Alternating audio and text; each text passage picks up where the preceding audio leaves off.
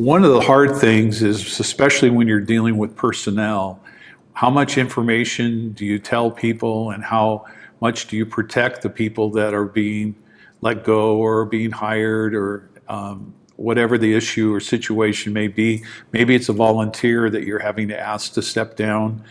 And there needs to be built into the culture of the church an idea that we're not trying to hide things, but at the same time, we want to be protective of people.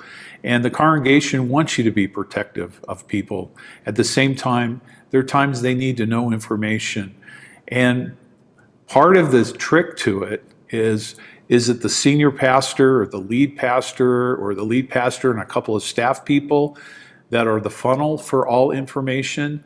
Or is there a larger group? Are there elders? Is there a group of leaders who are part of those kinds of decision-making processes where the bulk of the leadership gives gravitas to the decisions and choices that are being made?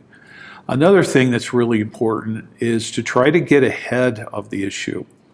For example, when COVID came and hit our church, as at many churches, people struggled with what are we going to do? Do we follow the government? Do we not follow the government guidelines?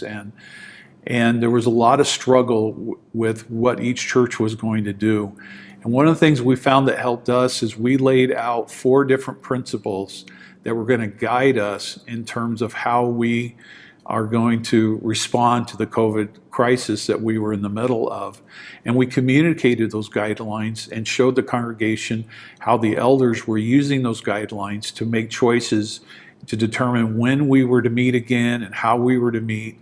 And it was very helpful to the congregation. We got ahead of the crisis and got ahead of the situation before people started getting angry or upset with what the church was or wasn't doing.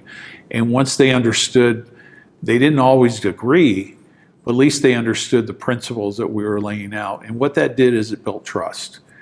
And that's what you want to continue to do, is build trust wherever you can in being transparent about issues. Even if you don't come off in the best light, they know you're going to be honest and clear in what you say.